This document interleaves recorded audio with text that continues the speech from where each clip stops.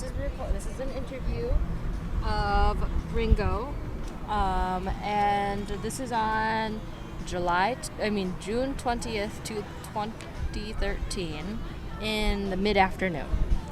Okay, so Ringo, I want to ask you if you'd be willing to sign a few consent forms. Sure. The first one of these is about the field school. Yeah, sorry.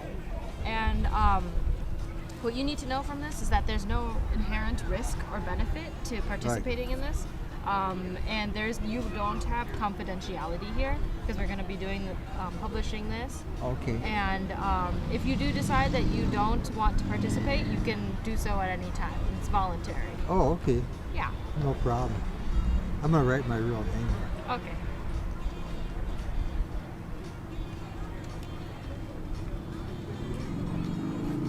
Now put Ringo.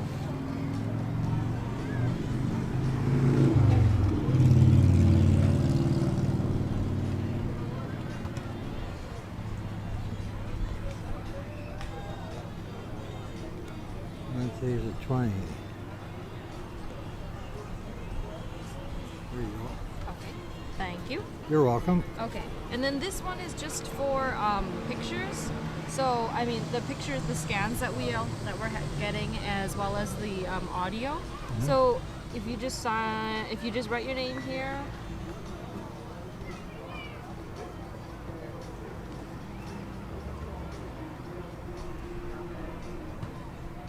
I'll put Ringo here. Okay. There. Okay. All right. Thank you. And then there's a back side as well. Okay.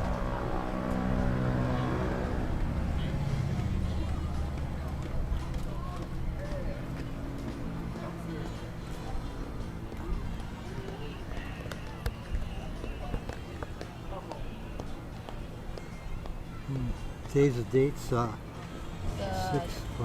20th. Yes.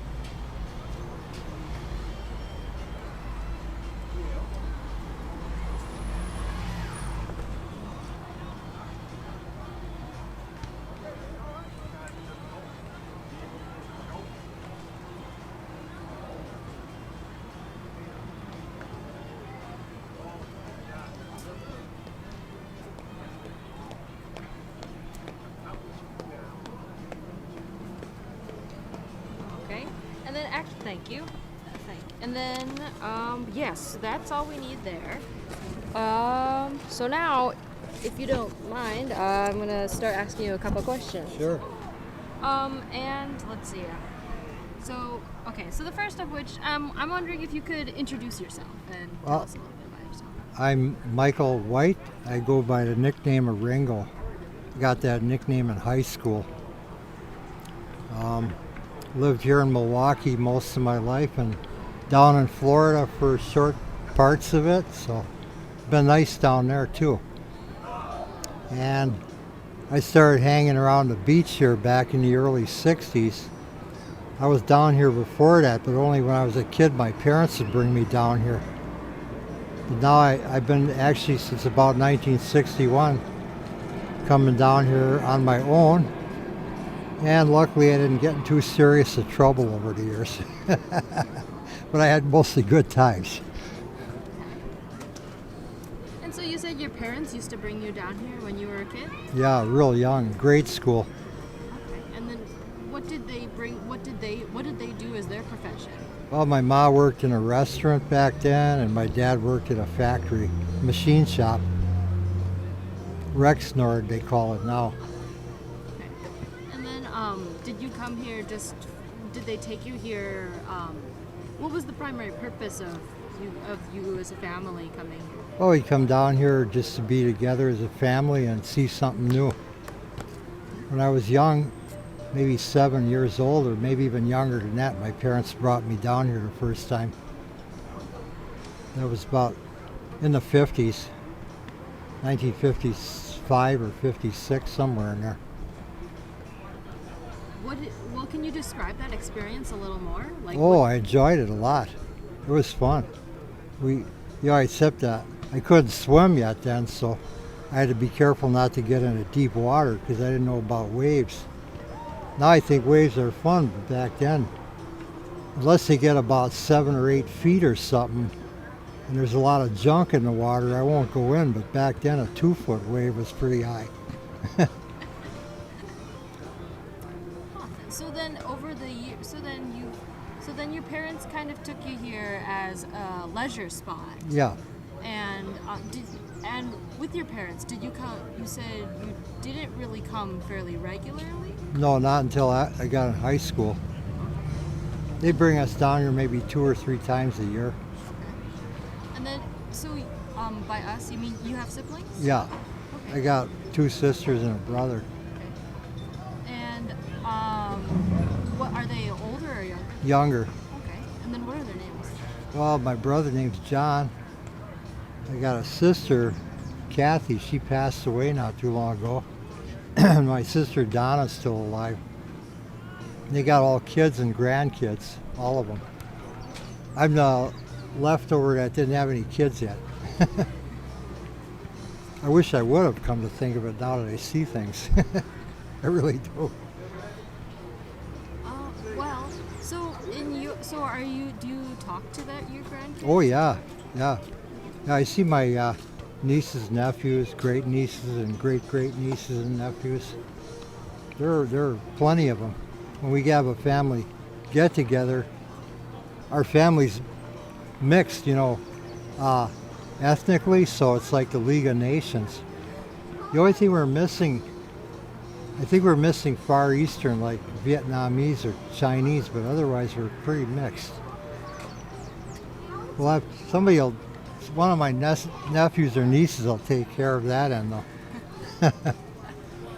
So then, do you guys have family reunions often? Yeah. Yeah, 2 or 3 times a year. And then is that where in the States is that? Right in Milwaukee. Yeah, just about all of us pretty much stayed in the same area. Some moved away and came back. I guess a few of them did move away. I don't know if they'll ever come back. But they come back for Christmas usually. We meet at, right now we're meeting at my one niece and her husband. They got a really big house in Franklin with an in-ground swimming pool. So we've been having the past couple of years our family get-togethers there. So, well, if you have a nice location. Yeah, it's real good there. It's kind of close to Whitnall Park. It's kind of west of Whitnall Park area. So your family is kind of scattered all over Milwaukee, kind of? Yeah. Not too many of them stayed on the east side, though, because of the parking and stuff around here. Those east side's too crowded with cars now. It wasn't like that 40 years ago. So, Not like now. well, what was it like 40 years ago, the east side in general? Well, there was always a edge to it, because it's kind of like by the lake, by the main beach and near downtown. So it always had like an edge to it. It wasn't not a bad edge necessarily, but you could count on stuff happening over here.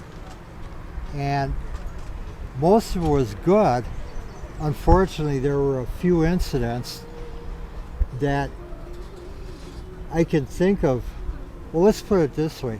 I give young folks a lecture on not to take drugs. Let's put it that way. Because I know it can happen. I saw it for 50 years. Alcohol included in that. Is that something you've seen? I've seen it with my own eyes what it does. It's not good. But aside from that bad part, it's been mostly good. We always got to remember, life is like a bucket of yellow paint. You take one little teaspoon of some darker color paint and stir it in, it's going to make it all darker. You got to forget that part and keep the good parts in mind. But yeah, it really is. Especially for me, because sometimes I get a little down. But that doesn't happen that often where it's a real problem. So I know about the paint bucket thing. Did you just make that up, or did somebody tell you? I made that up. And actually, I was wondering if you could tell me, when you're talking about yourself, if you could tell me a bit about your past and your occupation, your present occupation and what you've done in the past? Well, right now I'm getting my Social Security, but I've been working part-time. Sometimes I work down here at the beach helping them set up for the tournaments. And I got a job in Shorewood. It's just a part-time one where I cut the grass and paint and stuff. And then there's another guy who used to work for, he hasn't called me yet. But I got before that, in the 80s and 90s, I was working for different factories and things, different people. Yeah, I worked at they call it the Brady Corporation now, and Globe Union, and a couple different companies like the old Johnson's Cookie Factory. They call it Masterson Company now on 41st and National. There's a bunch of places like that. Usually what I do, I'd work during the winter for about maybe 7 months or so, or 8 months when I could get away with it. And then I'd take off in the spring and go traveling for a while and go to Florida. And luckily some of those jobs they'd hire me back because I usually did a good enough job for them. In the factory jobs, when you got a skill they can use, they'll call you back. But nowadays those factory jobs are gone, so it'd be a little rougher on me if I tried to live that lifestyle now. Way rougher. Well, and now you said you went to Florida in the spring. Yeah, for a while usually. Okay. Sometimes a month or so. And then you just, did you have family down there? No, I go with people. There's people I know that live down there. I'd stay with them sometimes. I pay them rent though. I wouldn't try to freeload. They don't like freeloaders down there. Florida's not a place for freeloaders. Oh yeah. Well, and so now I guess I'm wondering so Florida was kind of like your spring activity, and then you'd come back here for the summer? So. Yeah. Then I'd get another job in the fall, usually in August or September. And then for a while I was going to Daytona, then I started going to Fort Pierce and Vero Beach. A few other places too, like Miami and Orlando and Tampa. It was fun. I always liked the beach. Now I'm getting a little older, so I'm a little more cautious. I don't want to get skin cancer.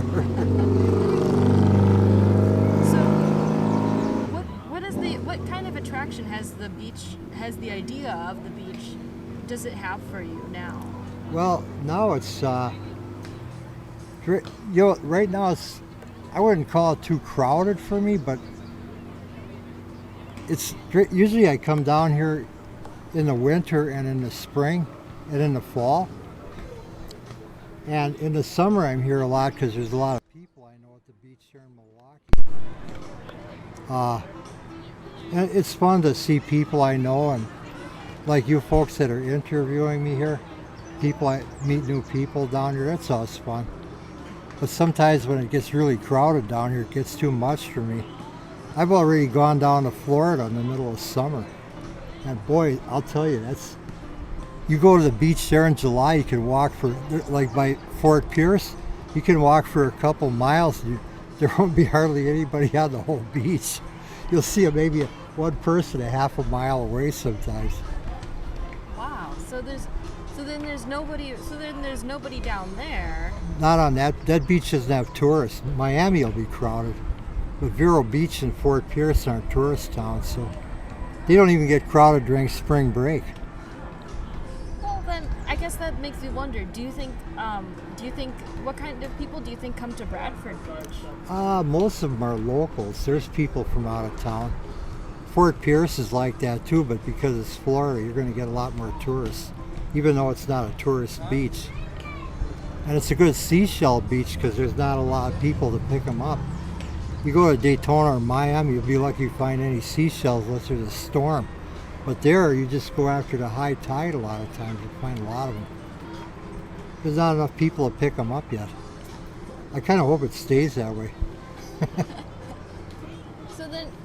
So then are you, do you continue to go down to Florida? Or? I haven't been there for a couple of years now. There's this girlfriend I met back in 1983. we're still together, but not as a couple. And she got hurt really bad about 4 years ago. She got hit by a car, and she's got like a traumatic brain injury. So there's another guy living with me and her in the house, and I can't just take off like that anymore. The last time I went to Florida was about 2.5 years ago. And I was kind of taking a chance doing that because I didn't want, that one guy, he shouldn't have been having to take care of her all by himself. But they did okay. I don't think I could do that again for a while though, because she's not getting any better. She got hurt really bad. Car hit her. Drunk driver. Yeah. Oh, excuse me. Of course.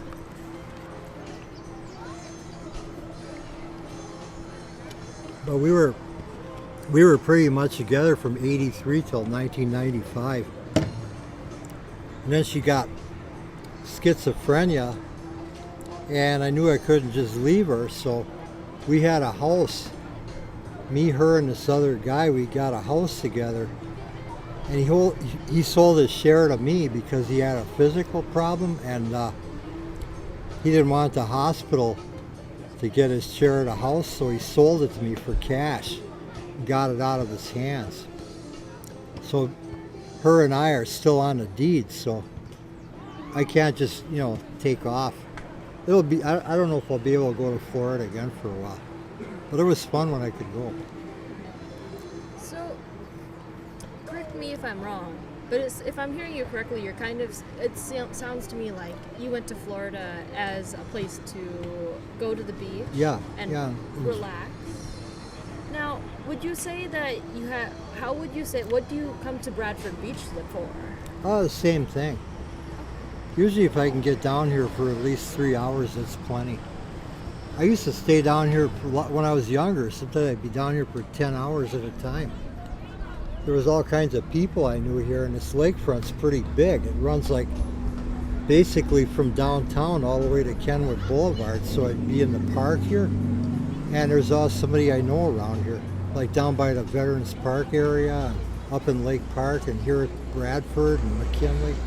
There was a whole bunch of us. I started coming down here a lot, especially after 1966.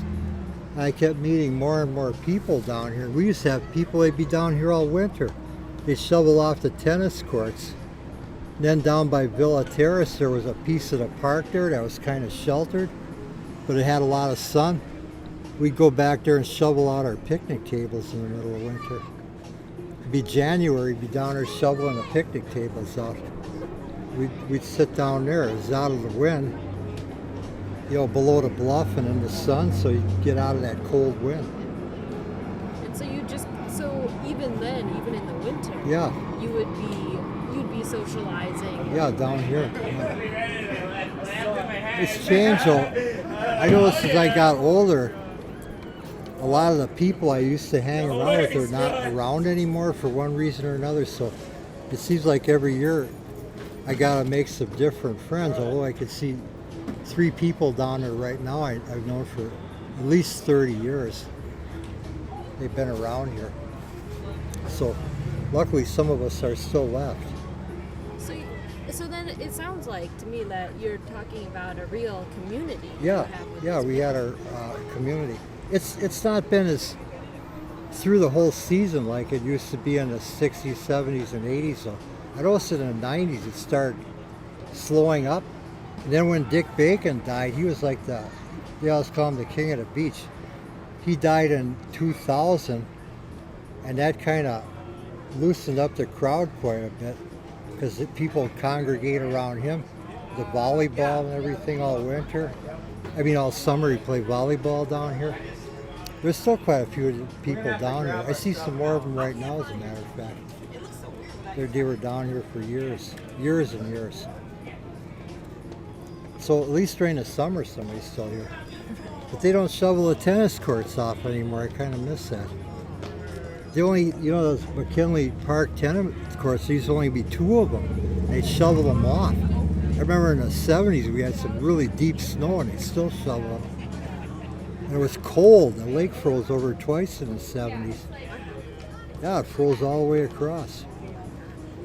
So then when you say, so I'm so sorry, like, when you say you shovel off the tennis courts, do you mean that you actually play tennis on them? No, it was these other people I know. Okay. I would just help Art and those people shovel out their picnic tables. Would you ever play cards or? What Yeah, was we did. your- We played chess, cards. You know those lawn darts? I think they don't make those anymore because somebody could get hurt with them. They look like a missile. They were real heavy. Howdy. Interviewing him? About here? The guy. He's the best guy to talk to.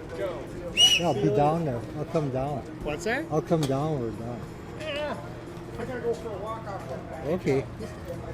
Yeah, see, there's quite a few people I know down here yet. I wish it was like it was back into the 90s, the early 90s, though. You'd be down here all winter. I like that. So now you don't really come here in the winter then? Oh, yeah. I still do, but it's kind of nice to have other people around. Like sometimes I'll go, there's some spots I can sit here when it's real sunny. There's snow on the ground. As long as it's not too windy or too cold, I can sit out here and read a book. There's spots. You just have to find them. Like up by the water tower there. There's a fountain up there. And during the winter, I put something down on the bench so I don't get my butt cold and I could sit there and read a book. And then there's some wooden benches like by the New St. Mary's Hospital. And up on top of the hill here along Wall Street, they got a wooden benches. Later, Ringo. Okay, Steve, take care. And I'll sit there by myself and read a book, but it was nice like 20, 30 years ago, 40 years ago, there'd be somebody down here all the time. So I didn't have to just sit there and read a book. Then there was this one guy. This one. He was like the king of Bradford Beach, Dick Bacon. He used to put reflectors up down here and sunbathe in the middle of winter. They were like real shiny mylar or tin foil, and he'd make it like a parabolic arc, so it'd shoot the rays toward the middle, and then he'd sunbathe in there. And I gotta bring those pictures down for you. I'm gonna find some more of them. You gotta scan those if you can. I'll even give some so you could bring them back then. Dick Bacon was Bradford Beach, like the king of the beach from at least the 1950s. Because I remember when I was in grade school, my ma told me who he was. Yeah. He always wore a white swimming suit and he had a super dark suntan. Super, super dark. And he stuck out in the crowd. He was one of the nicest, most outgoing people you'd ever want to meet. He had some little quirks that people didn't understand, like he'd like to go to nude beaches and sunbathe nude and that, but so what? At least he wasn't out getting drunk hitting people with his car. That's worse. Well, so it sounds like Dick Bacon actually spent a fair amount of time on the beach. Oh yeah. Sunning. Way more than I ever did. So then, what kind of things do you come to this beach for? To talk to people mostly. If I'm in a really good mood, I'll start socializing with strangers. And the young ladies, most of these girls are young enough to be my grandkids, so usually unless they look really friendly or somebody introduces me to them, I just kind of look and keep going. I said, no, I better not. I don't want to, you know the old thing, there's no fool like an old fool. I don't want to do something, say something stupid. So I just kind of look and go, I got a lot of great nieces and nephews in that age group, so they're pretty cool. But every now and then I meet really nice, there's a really nice young woman that's could be my grandkid. She helps us with the volleyball setups down here. She's real friendly. I always talk to her. She's tall, like about 8 inches taller than I am. She's way over 6 feet. She plays really good volleyball. She's a nice lady. I don't see her down here today though. Well, I guess now that we've kind of talked about like what you come to the beach for, Mhm. and what what you see. Could you talk like about the community that you have here? Oh yeah, there's still some of it left, especially in the warm weather months. There's people using the tennis courts, except they don't shovel them off. And Art and those people I used to hang around by Villa Terrace, I don't know what happened to them. Most of them were way older than me. And then a group of us used to hang around up in Lake Park sometimes. And then the fountain, the water tower park, there was a little while I hung around up there in 1968, 69, 70. That got kind of out of hand though, because there was a lot of hippies up there, and most of them were really good people, but as anybody that knows anything about that crowd knows, some of them were a little bit radical, and there was a problem with that one. That's a whole different article there, but there was, anyway, that was gone. And then after that, there was a group of us, we used to get up there from the mid 70s through the 80s. We'd hang around up there. They were quieter crowd though, nothing like that. The crowd that was there in 69 and 70. We'd meet up there. There was maybe about 20 of us. We all knew each other. One guy'd actually bring like one of those pianos. It was like a organ. You'd pump it with your feet and he'd play music up there. And then there was another guy. He'd bring a guitar up there. You couldn't play bongo drums up there because they're too noisy. It was like private property right across the street from that park, so you don't want to disturb them. But the guitar and the push pedal organ, that was nice. You could play that up there. I've heard people playing bagpipes in the park and everything there. Gosh. But bongo drums are okay if you're not in a residential area, because you could hear them things for 4 or 5 blocks. So people played instruments up Yeah, there? down here too. Okay. You know, on that point there, sometimes there'd be 6 or 8 people with conga drums over there, those big, tall ones.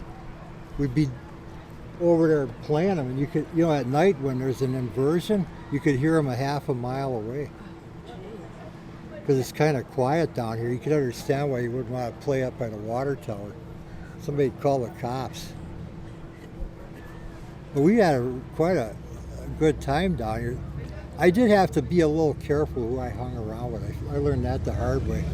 Because some of them people drank a little too much and other things. And, when you're in a public park like this, you're always going to run into people that you'd rather not be around. And if you do hang around, you learn real quick not to, because it is a public place. It's like people sleeping under the bridge. The weather's not the problem there, it's other people. So you can sleep under the bridge as long as you got enough clothes and blankets, but if you're down there and the wrong person comes, that's the problem. A real big problem in the park. So you see this, so kind of like, Bradford Beach is, I've heard that the county owns it. Yeah. And it is a park. Right? So it is it's a park. Technically a park. Would you see that, like, in your mind, is Bradford Beach a park? Yeah. Yeah, like Fort Pierce, they got parks along the beach there. Miami, I think, is mostly private, but the beach itself is public. It's a park. It's public like this is. So then, how do you see people using the land? Oh, thank you. Oh, wait. Yeah, I have it on high actually, so it's okay. Okay, see you next. Okay. All right, sorry about that. Oh, it's okay. It's definitely a park. Because see, if you look south there, almost all that land down there, almost all of it, not quite all of it, is public. And then you go down past that point by Cuddy all the way down to Oak Creek Parkway, which is in Grant Park. It's all parks. So then, now, do you see, like, at this beach then, what kind of things do you see people doing here? Most of them are having a good time, and they're having fun. They're not causing trouble. That's what I like. Because I see plenty of that over the years. I don't even talk about that too much. Sure. Well, then, what kind of things do people do here to relax? Well, they play volleyball, lay in the sun, a lot of people sit like here down here. They're socializing. Uh, then you have people. They come here and they got these bars down here now and they're open. So this is where you can go to smoke outside. You can smoke at the bar here because it's outside. If you smoke cigarettes, I don't because I thought those things were bad since I was 2 years old. But anyway, you got that with this, and then there's other concessions down here, like down by the marina. And if you belong to the yacht club, that's a concession. They got boats there you can rent, or if you own a boat, you can dock them there. I go all over this place, not just the beach. It's kind of like, I was joking about it, calling it my turf, even though I don't own it. And I was saying my turf goes from Bayside to South Milwaukee to Whitnall Park, through the county grounds, up through Tulsa, to downtown, and up into River Hills. That's my turf. But this is a part of it I use the most. So, so then, I guess, yeah, so this really is like, as part of the county park system, this is obviously part of it. Yeah. But then Bradford Beach has a certain, it sounds like it has a certain special place in your heart. Yeah, it did since I was a little kid. So It still does. I come down here in the middle of winter. I used to have third shift jobs. When I worked nights, I could come down here all year round. When I worked first shift, then I could just come on a weekend. Or second shift, then I'd come in the morning usually. But I usually had a second or third shift job, then I could come down here. That always worked for me. And I had a car for quite a while. I had one from about 1966 to about 1984. And then I decided, well, seeing the way I'm living, I might as well not have one. So I used a bicycle back in those days too, and I walked a lot. And I still use a bike and walk a lot now and take the county transit. That's what I do in Florida too. I go down there, I take the bus, take a bicycle, walk. That's how I got around down there unless I had a ride. sure. So then, if you're kind of like going solo and taking your bike and taking the bus, how often would you say you come down to the beach currently? During the winter, oh gosh, I don't necessarily come down on the beach in the middle of winter as much as I used to anymore. But I'd say I get down on the beach itself, unless it's real wet and sloppy, wet snow. At least once or twice a week I'll come down the hill. And in the summer, just about every day I feel like it's comfortable to come here.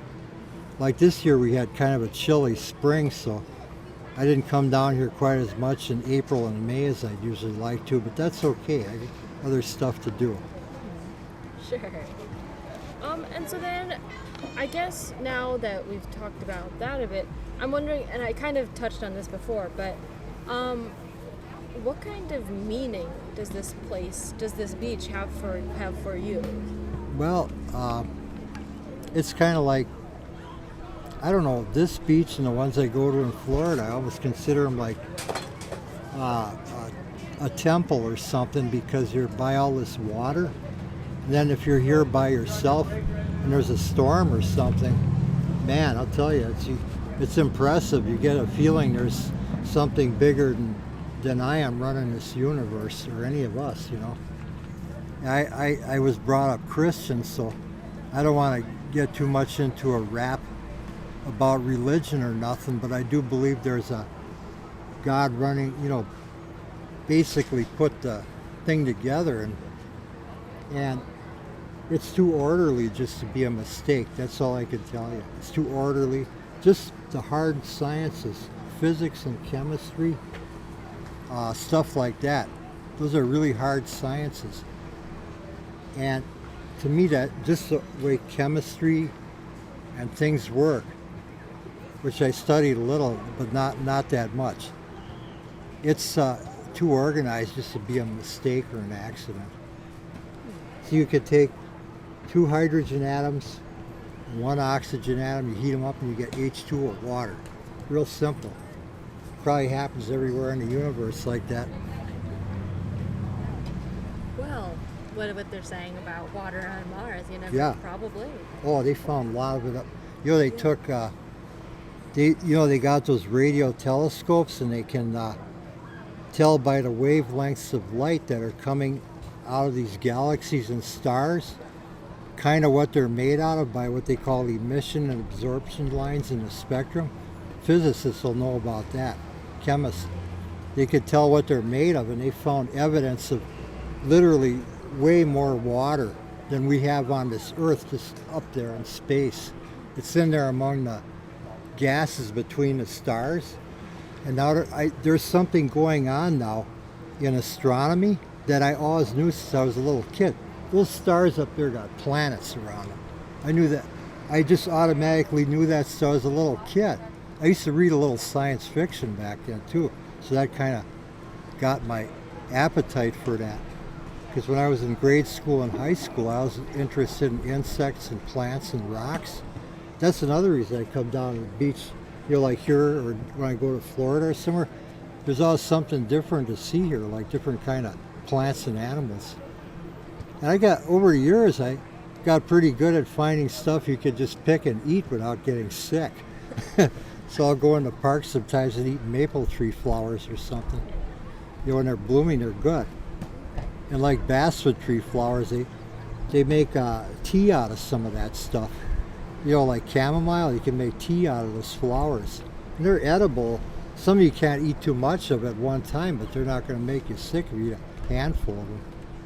Because some of those things are pretty strong, like chocolate or something. You don't want to eat too much of that. Yeah, well, actually, now that you mention like the animals and the plants around here, I'm wondering if you can maybe describe the change that you've seen on this beach, like this specific area. Well, I think it's better because they started those little sand dunes on it now. They got dune grass in here. It used to be just a lawn along Lincoln Memorial Drive and out on that point there on both ends. But now they actually, when they built those rain gardens, they put wildflowers in them. And a lot of them are still doing pretty good. And they never had that on here before, and that's a real good thing they did with this beach. They put those rain gardens down here, and that stops a lot of that sludge from running right off Lincoln Memorial Drive into the lake. Because this road here is pretty busy, and the storm sewers, when there's heavy rain, they back up. They used to flow right across the beach here, especially on the south end of the beach house. And now it goes through that rain garden first, and it's a lot better. You've noticed the change? Oh yeah. And Yeah. how have you noticed it? Well, you don't have that nasty gully running across from the south end. There used to be a gully kind of like where that third tiki hut is too. It run down from the road. And then there's some really big ones on the north end. It would run right across the beach. It looked like a sewer opening, literally. It had like a cover on it, but it just looked bad. Now the sewer opening's still there, but it's in all that plant material. You can't see them. It looks better. And then when it rains, you don't have water coming directly off Lincoln Memorial Drive going into the lake in a gully in the sand. It kind of soaks down and then goes into the lake, which is better for... The only time I ever see it go across the beach now is if we get like 2 or 3 inches of rain at one time. Then it'll run across. But this place, aside from that algae problem, it's way better than it was in the 60s. In terms of... Well, there's no more dead alewives washing up every spring. And What are alewives? they're little fish. They get about 5 inches long. And man, there'd be millions of them down here. They'd wash up. They got in through the St. Lawrence Seaway, and they started reproducing in the lakes, kind of like they're worried about those big carp that are in the Chicago River area. They got in this lake, and they reproduced like crazy, and there'd be piles of them like a foot deep along the beach sometimes, and oh, that stink. So what they did, they put coho salmon and trout and brown trout, and that got them down. You hardly see them at all. I saw some the other day in there, but they were small. They weren't real big. They were dead like they usually are this time of the year. After they spawn, they die and come on the shore. But they were small ones. They were maybe a couple, 2-3 inches long. They weren't like 5 or 6 inches. Oh man, those things were bad. Ooh. So do you have any memories of when you were younger? How you had like smelling them, or? Oh, we used to throw them at each other. We'd have dead fish fights down here. That was fun as long as they weren't too rotten. Oh. And then the lifeguards would yell. So they had lifeguards even then? Yeah, back in the 50s they had them. Okay. They got the same chairs too. The same kind of stands they had back in the 50s. It's like a little metal tower with a, and then it's got like the chair on it and the platform, and they even got red and white umbrellas yet. So things are a little different. Like they used to have these old wooden rowboats down here, but now they're plexiglass or fiberglass, not plexiglass, fiberglass composition, and they're lighter than those heavy wooden ones. Well, that actually brings up an interesting point for me. Like, I'm wondering how many people actually go in the water. Oh, a lot of them when it's hot. Okay. This year it hasn't been that warm yet, but last year we had one of our, I don't know if it was the hottest summer, but I think 1988 was the hottest one we had. But people in there, so many of them, the lifeguards had some rescues when I was down here last year.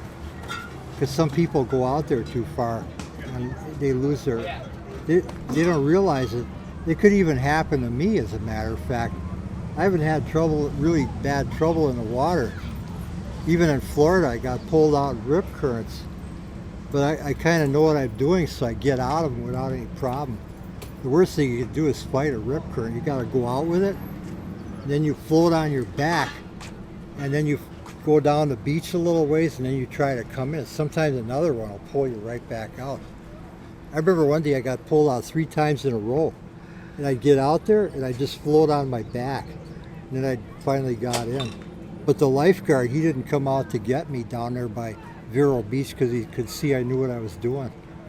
Otherwise, it would have been somebody else who would have got me out of there. Because I always stay near the guards there because there's sharks there. Here I'm not worried about sharks, but I kind of like to be where the people are when I come down here. In the middle of summer, there's a lot of biting flies down here when there's a west wind. And if you get in the middle of the crowd, they're not so bad.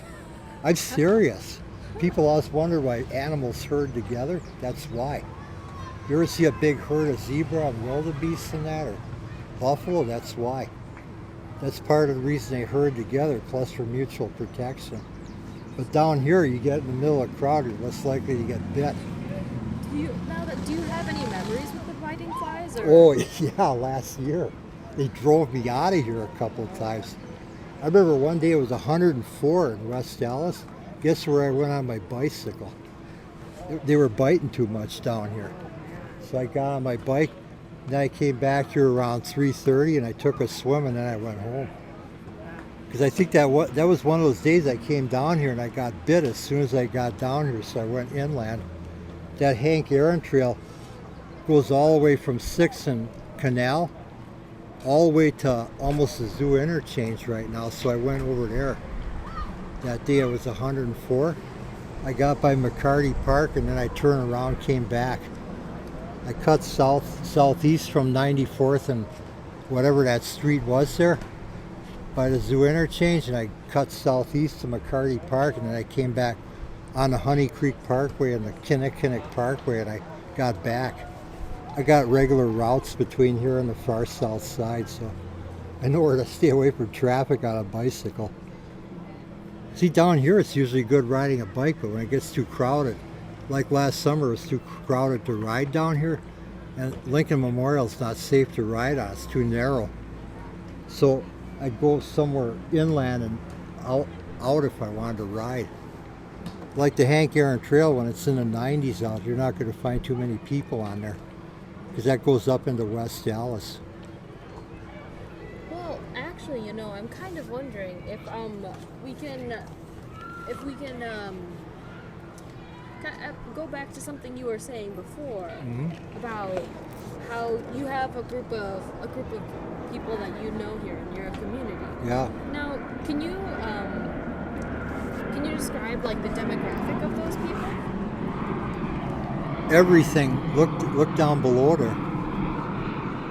see Chico, he's a Filipino. That other guy's from Hawaii. And there's a lot of really cool people down here. Some black folks, they play volleyball. And my family's real mixed too. So basically what I see down here is kind of like my family. There's mostly white people down here now during the daytime. Years ago, it used to be more black folks in the evening, but since they fixed this beach up, there was trouble with people cruising down here and blocking the drive. And now you don't see the cruisers down here because of the sheriff. But it's a very mixed crowd down here as a general rule. Like lately, I noticed there's been quite a few more white people in the afternoon and the evening than there used to be. But there's still like on the weekends, it's real mixed here. I know quite a few of the people that come down here regular. It's not like it's all one race. Like my family, it's mixed. There's Native American guys that come down here, and let's see. Oh gosh, a lot from all over. Milwaukee's more demographically mixed now than it was 60 years ago when I was a kid. There's more Hispanic people. I lived on the edge of the inner city when I was a kid, so I was kind of in the area there. So if people get along, that's all that counts. Yeah. So then, this community you see as pretty inclusive then? Yeah, basically, as long as people want to behave themselves and don't come down here and get drunk and break bottles on the beach and stuff like that, or try to raise particular hell, it's pretty good. Okay. Yeah. And then, do you think anybody is really excluded?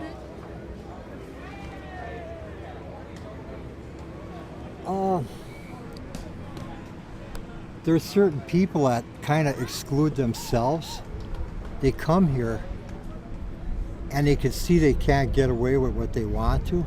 Or if, like my lady friend, she got hurt really bad and she's got serious psychiatric problems now, they will come down here, but they need to be brought down so somebody can keep an eye so they don't wander off. They're not excluded really, but the people I know that actually excluded themselves, they were doing something that got the sheriff's attention. I used to hang around a pretty rough crowd back in the late 60s, so I know what it means. Some of those people I hung around with, I wouldn't even tell them some of the places I go. I was afraid they'd spoil it. You know where Clody Park is in Whitefish Bay? No. It's just north of Silver Spring. There's a lot of those people I wouldn't even tell about that place because they'd go down there and they'd start, back in the 70s, they'd start partying down there and getting high or drinking and leaving bottles and stuff. I wouldn't tell them about that place. I used to go there to get away from that. It's up in Whitefish Bay, and Doctor's Park, that's another place. Well, actually, this kind of brings me to another thought that I have for you, and I'd like that maybe if you could respond to that the fact that you know so many places and you have your own trails and you know a lot of people at this beach and you know a lot of the places around Milwaukee. Right. How does that shape your identity, do you think? Well, I'm basically Milwaukee person with a lot of Florida mixed in. But basically a Milwaukee person. Florida's like my second home. I haven't found a better place to go yet. I like that. The only thing down there again, back in the early 70s when I first went to Daytona, it was a small town. Now it's like a big city. There's like, I don't know how many times more people are there now than since the early 70s. It's just got, the beaches are getting all built up. When I first went to Daytona, there's still a lot of wild land along A1A down toward Ponce Inlet and up toward what they call Ormond Beach, Ormond by the Sea. Now it's all built up. All built up. There's no open sand dunes left or nothing. Because A1A will run like right down, it runs out on the barrier islands. And Daytona Beach itself used to be part of A1A. And now it's just, they built up too much. That's sometimes the reason I'd wander off to Whitnall Park or somewhere else, it'd get so crowded here, I'd have to get my head together, so I'd go like 10 or 15 miles or whatever. And I'd go somewhere and just go around by myself and then come back here.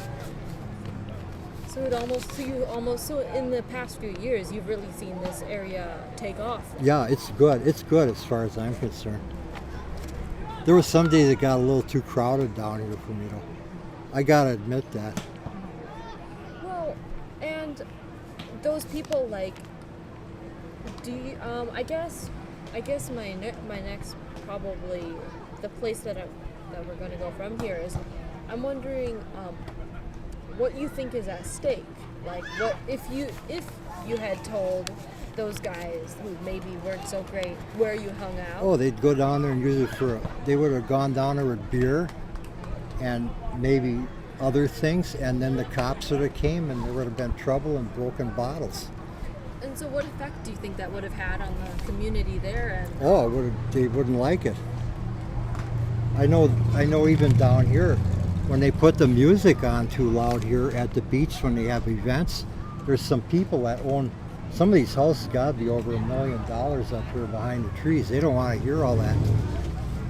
I mean, they used to have live bands down by McKinley Park in the early '70s till sometime around maybe the late '70s, and it got too crazy there because it was like people would be bringing their own beer and bottles, and the whole park would be broken bottles and garbage. I started calling the place Pigpen Park after a while. I got so mad. I knew some of those people too, and I said, "What are you doing? You're messing up." They'd actually burn the picnic tables up. oh, wow. Yeah, these kind of nice tables. Oh man, that's what I mean. That's some things I don't want to talk about too much. Okay, sure. Ugh. That's what I mean by ruin. So then you think that this place is kind of risen from that ruin? Yeah, in a lot of ways, yeah. It used to get pretty dicey down here. I mean, by those rocks there, I used to pick a lot of broken glass up over there all the time. I remember filling whole plastic shopping bags with broken bottles over there. And people would get cut down here too. Now, since the sheriff's over there all the time, it's been a little bit more pleasant to be down here later in the day and in the evening, but back 20 years ago, it wasn't so good to be down here real late. Well, and then, now when did the sheriff come in? After there was some gunplay down here back in the 90s, they started tightening up on it, and then they really tightened up on it in the early 2000s. So then do you think that the sheriff coming here, really, what was the trigger to really start the... People getting shot down here. Okay. Yeah, literally. No, I mean, I guess, yeah, I mean, I'm sorry, I didn't phrase that question very well.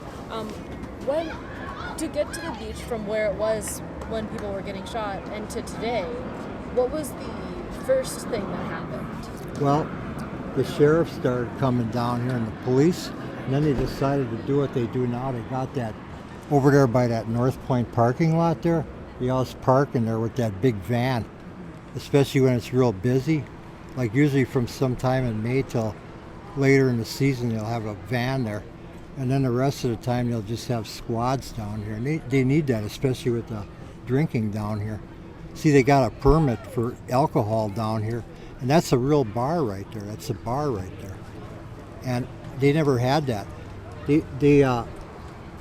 I don't recall them really having a permit to serve alcohol on this particular area until they got these private vendors. People used to sneak it down here all the time. I mean, I used to too. I mean, I'm not going to lie about that, but I didn't smash the bottle when I got done. Oh boy, I picked up a lot of glass. You know, I used some of that glass for my artwork though, because it was, from the waves pounding it up. Or if it was a blue bottle or something, I'd get the glass and make artwork out of it. So it came in handy that way. But otherwise, I hate to see somebody get cut. I got cut down here more than once, so I know it can happen. But you don't see that as a problem so much right now? Not too much. It got, they got people down here that really go over the place well. Like back in the 60s, 70s, 80s, and the 90s, the lifeguards would look around for the glass. And since the sheriff's been down here, there hasn't been so much broken glass on the beach. There is still some though, especially over by the rocks on the ends. But it's not like it was years ago where you'd find it all over the beach. And the lifeguards, you know, like, okay, on New Year's Day they got the polar bear dip, and people leave glass bottles laying after that on the snow. So what I'll do is I'll come down here throughout a couple weeks or so, depending how good or bad the weather is, and I'll pick them up and get them out of here. I'm not the only one that does that, but we try to keep them. If you leave them here all winter, somebody's going to break them. That's just the way people are.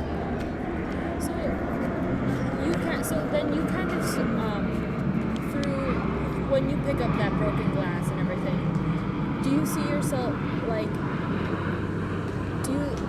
Why do you do that? Because I know what's going to happen. It's happened to me and people I know. I've seen people hauled away in an ambulance because of broken glass here. By those rocks there, every summer some kid, or more than one, I'm not here to see it all. You run down there and there's a busted bottle in there, and they cut their foot real bad, right by those rocks there. It's usually young kids, because they're slippery with the algae and they slip on a rock and then they cut their foot. And I remember one time some girl cut her foot really bad on the volleyball court, and an ambulance took her out of here. That was back in the 70s. And I wasn't here every time it happened, but I heard about it. So then it's kind of like, do you think of it as kind of yourself being like a protector? Yeah, oh definitely. Not only for everybody else, for myself too. Because whoever's down here the most is going to step on it. Like, see these guys here, they're down here a lot. And if they don't pick it up and I don't pick it up, who's going to get cut? The guy that's down here the first time, or one of us. So yeah, protecting each other and protecting people. See, also, there's a lot of people, they used to come down here, and the place is such a mess one way or another, from one thing or another, they didn't want to come back again. Now there's families with little kids down here again. You know, years ago this place is so empty. When I wanted to change my swimsuit, I just wrap a towel around myself. Change? I won't do that no more down here. No way. It's not that anybody's going to see anything. It's just the idea what I'm doing. Somebody gets the wrong idea. There's little kids here now. See, there's young kids if you look. And I don't want to give somebody the wrong idea. But I used to change all the time like that down here before it got fixed up. So then, now that kind of like that makes me think like you see a lot more young kids Oh, here. way more. And then what is, I guess my question to you is, in those young kids, like if they get hurt, that's bad. Yeah, it's real bad. Like, what do you think, is there like an underlying reason that you want to make sure they have a good time? Oh, of course. I don't want to see somebody get hurt. I got cut really bad a few times on my feet. See, this mark here, I slipped on the ice and glass, went right through my tennis shoe. In February, and a friend of mine took me up to St. Mary's. Yeah, that happened in the winter. I slipped down there by McKinley on the grass in that area I was telling you about where they burned the picnic table. That's right where it happened. I slipped on the grass and the ice, and the glass was in the dirt, and it cut my foot right through my shoe. See, usually, when I was younger, I just wear tennis shoes. I wasn't too worried about my feet getting wet because I was kind of tough back then. And in the winter, I'd wear tennis shoes because they didn't slip so easy. So 10 above zero, I'd still be wearing tennis shoes. Now I'm a little more cautious. I'm 66 now, so I should be more cautious. But that's all I had on. Luckily, I had 2 pairs of socks on. So I stuffed a bunch of snow inside my socks, and then the guy took me up by St. Mary's. Sounds like an adventure. Yeah, it was. It took a long time to heal, too. You know, when it healed up, though, I went to Florida that year, and it wasn't healing because it was kind of cold up here yet. And as soon as I got down there, I hit that salt water and that sun, warm weather, that healed real quick. It wasn't healing real fast till I went down there. I had to put sunblock on it every day, though. Well, and I guess my one of starting to wrap this up here. Sure. What would happen to this place if you didn't pick up the bottles? This place. Somebody. Like, not just like and what would happen to the place, and what would happen to the atmosphere here? It'd be a lot worse if a few of us didn't do that. They have regular beach cleanups here too. So, you know, like last year they had one, and most of the people wouldn't go way up on that end there where that rain garden is on the north end there. And I went in there, I filled up a whole bag. See, most of the people didn't realize what was up in there because they don't know the place. The wind would blow all the trash over there in that sand dune and it would get stuck, so I knew where to look. I knew nobody else was going to go up there, so I did it. I'm not perfect at keeping the place clean, but there's a lot of other people doing it now. Years ago, there was just a few of us. We just picked, and that wasn't enough because there'd be so much. You know, back in the 80s and the 90s, I used to, even in the 70s a little bit, I'd find money in that water all the time. Because, you know, when they used to keep these parking lots open late, people would party down here, and the lots were open till midnight or something like that, and they'd go in the water with all their clothes on. So I'd come down here and I'd be picking $20, $5 bills, singles. Every now and then I'd find a pager or somebody's ID in there, in the seaweed usually. Yeah, we'd find a lot of stuff. And I'd take if it was in the summer, I'd take that stuff and give it to the lifeguards. But, oh man, I never found it in the wallet though, it was always loose. I feel guilty if I took a wallet and had somebody's ID and money in it. That kind of bothers me. I found stuff like that already. You know what I do? I usually take it to a store or something and give it to the clerk because I don't want to be carrying somebody's wallet around. That looks really bad. I said, here, I found this. It's got stuff in it, and I don't want it in my possession, so I take it to Walgreens or wherever I am, and then they get it back to the hopefully nobody takes the money out of it.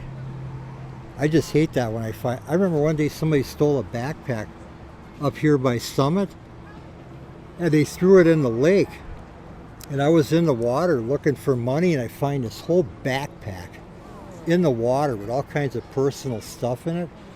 So I found a number and I called it, and the people came down and got it.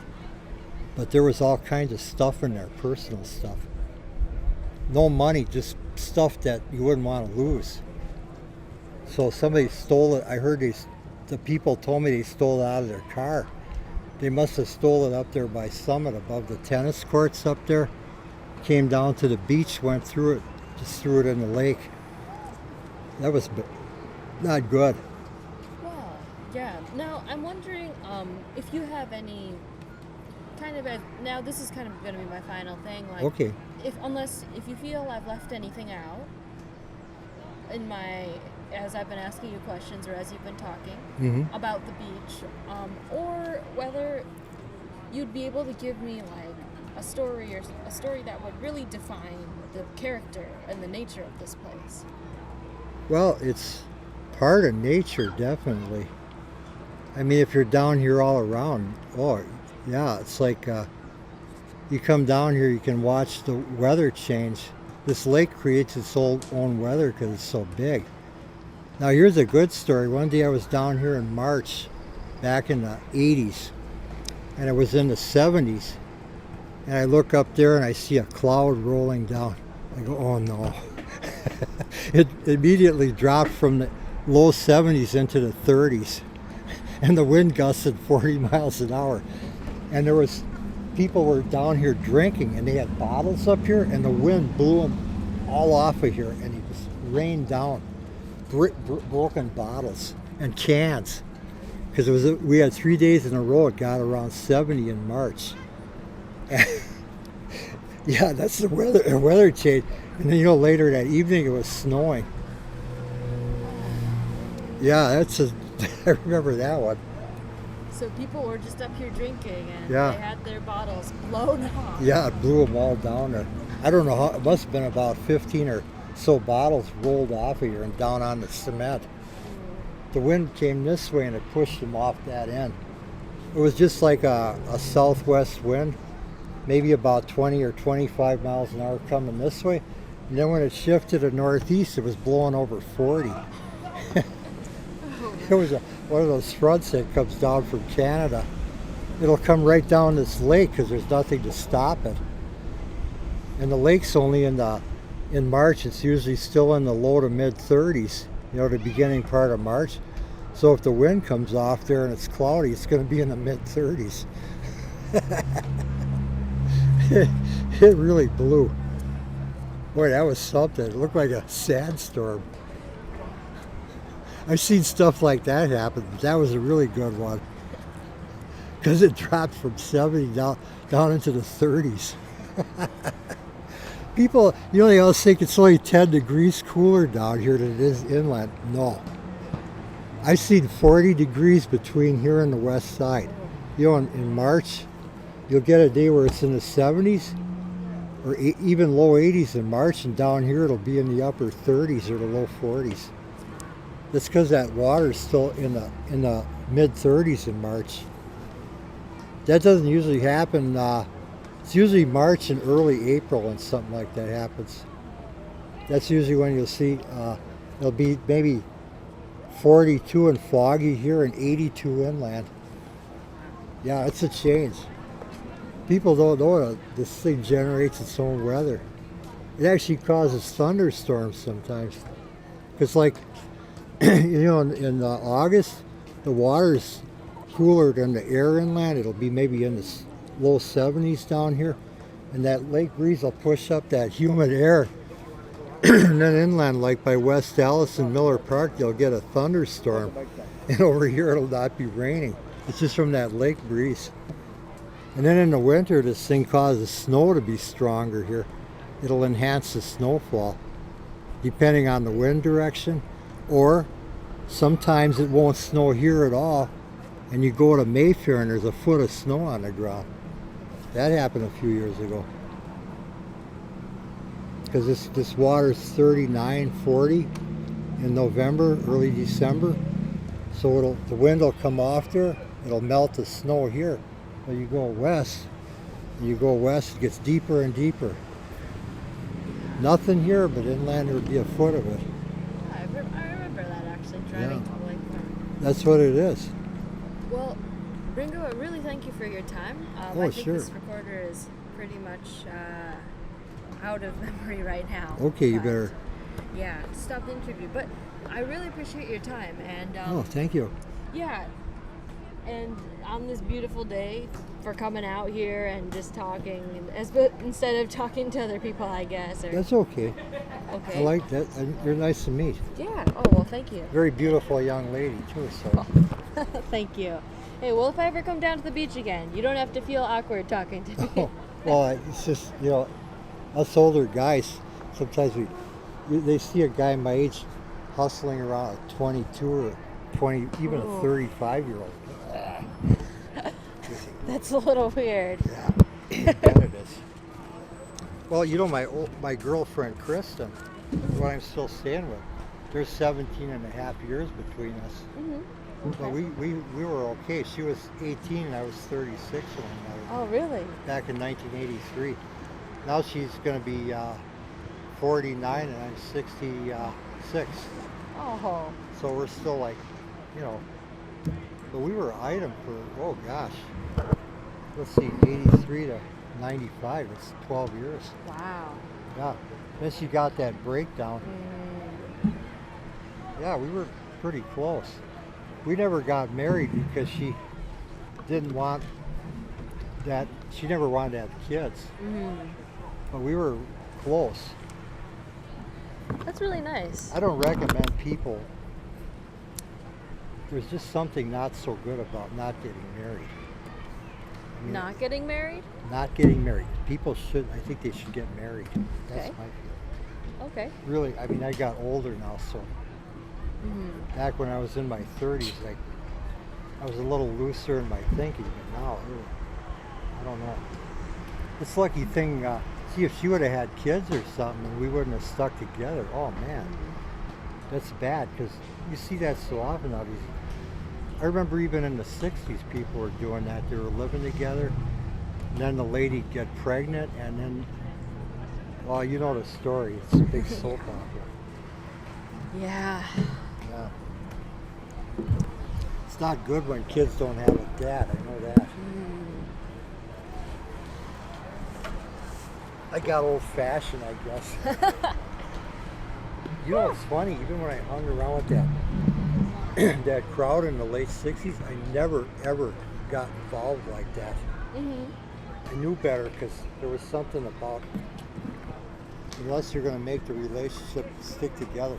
They used to have all that free love stuff.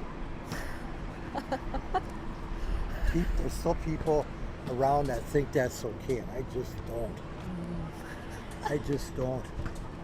That's why you got all this kind of HIV going around this. You know, you never heard of hepatitis C and all that stuff back then, and that genital herpes and stuff. I think a lot of that got brought over here. You know, and they had people from this country go to different parts of the world. They do that